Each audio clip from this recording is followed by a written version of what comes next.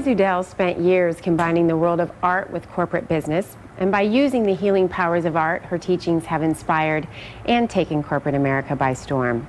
However, it wasn't until she was told that she only had 6 months to live that she truly realized the meaning of her teachings.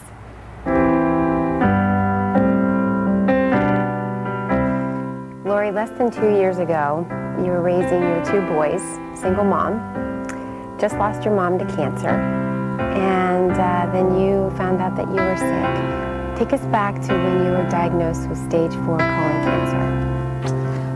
Truthfully, I was shocked. I was one of those people that everybody thought it's this healthy lifestyle.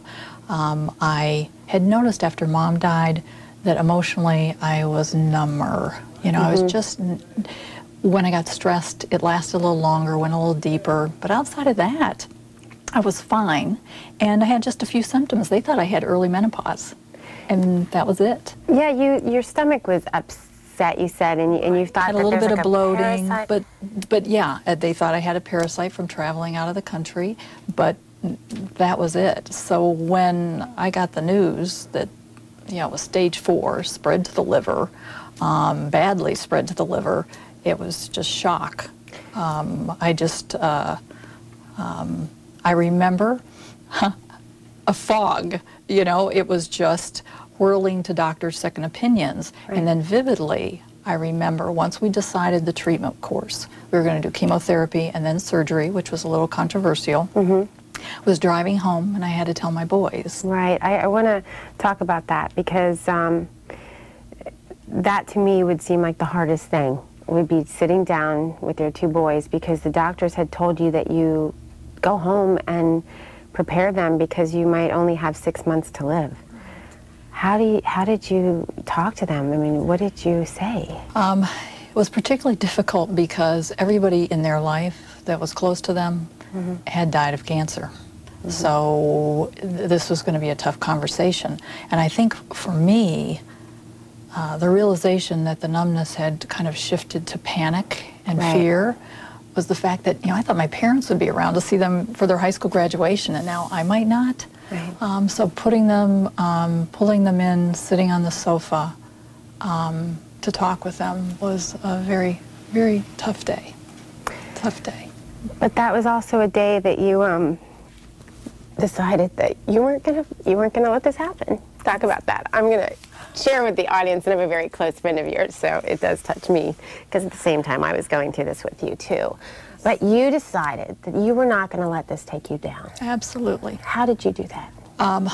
For whatever reason, after the boys got up and left and were kind of stunned, a picture of the Indian medicine wheel, as crazy as that can sound, came to mind. And the idea of medicine wheels are stone rocks on the ground, and they're like a compass, and every direction represents either mind, body, spirit, or emotions. And I knew at that point in time that I needed to do everything I could while the doctors worked on the cancer and the chemotherapy killed the cancer cells. What could I do? Mind, body, spirit, and emotions. So that I was going to be at that high school graduation, because truly at that point, that was even the fight just to make it through the next year, let alone the next 20 years with it. So I really decided at that point, what could I do from every facet? So I started with the body, you know, making the decision to do chemotherapy, changing my diet organically, changing my environment. I knew my 101 on cancer, you know, when you get this news, you start to educate and Google everything. It was that we all have cancer cells. But for some of us, our immune system gets depressed and the cancer cells take over. So while the chemo would attack that, I had to do everything I could to boost that immune system. So I explored with reflexology, craniosacral therapy, a naturopathic physician to supplement with nutrients, all while consulting with my oncologist. But all the body things that I did, I knew still wasn't enough. And even though I had the loving support of friends and my community, regardless of all of that, cancer is a very private and personal journey. And that's what I want to move on to, which I feel is so important. You told me at one point that this cancer was a gift to you. that this was more than just a physical disease. Emotionally, you healed, and you feel like that is what helped you heal, because less than 5 months later, you're told you're cancer-free. Yeah, which the doctors still to this day, I recently got rechecked with things, and they weren't familiar with my case, and he was just, this is amazing. They pulled their nurses in. It's like, this just doesn't happen, not with stage 4, not with colon, right, that you had. A lot of it has to do with that mind portion. A couple things. I think we spend so much time in our lives busy, distracted. We forget who and what we're about. We expend all this energy on the external things in our lives versus what's inward. And I learned early on, I was very blessed, that the arts take you inward. Right. The arts allow you to rediscover your brilliance, your truths, your passions. What I didn't realize is that they also help facilitate healing in your body. So that was a huge wake-up call. So one of the things I think that maybe is a good example of the ability of the mind and this whole approach towards healing were visualizations. I would use my art of drawing, I would use music, and I would go visit my cancer. A good friend showed me a couple techniques and how to connect that external world to kind of the internal world, and I drew on cards. I choose life.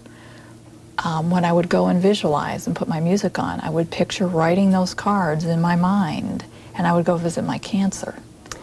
And it would be, you know, knocking on the door, kind of dialoguing, not knowing what it would say, and then I would hand the card and walk away. And each time I would visit the cancer, which was this big, tall, 10-foot, you know, scary-looking thing, got smaller and smaller until the week before my chemotherapy, I opened the door, and all that was there were all the cards on the floor, and the cancer was gone.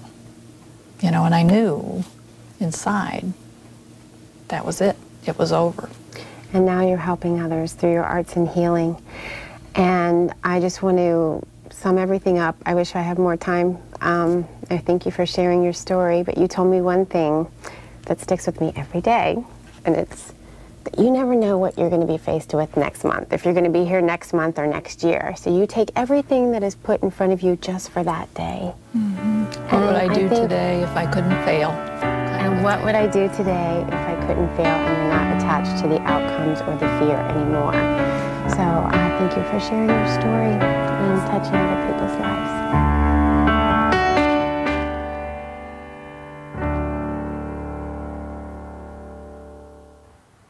Lori has developed a program called Art Expanse that has created opportunities for others to look inside their hearts and minds so that they too can heal and improve their personal well-being. She's not only an inspiration to me, but to many people that whose lives she has touched through her amazing journey. She's a beautiful angel that walks this world with purpose, love, courage, and grace. If you have a story of courage and grace that you'd like to share, then visit our website at studio10.tv. Inside our Courage and Grace story, you'll find a link for our email. We'll be right back with more Studio 10. Don't go away.